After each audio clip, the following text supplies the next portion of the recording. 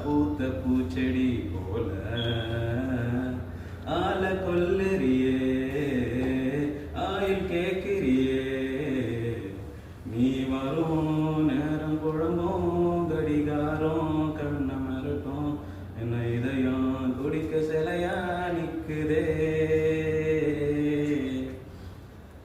அணைக்கட்டு தண்ணி போல நிக்கிற அத்தராத்திரி ஒழிச்சு கிடக்குறேன்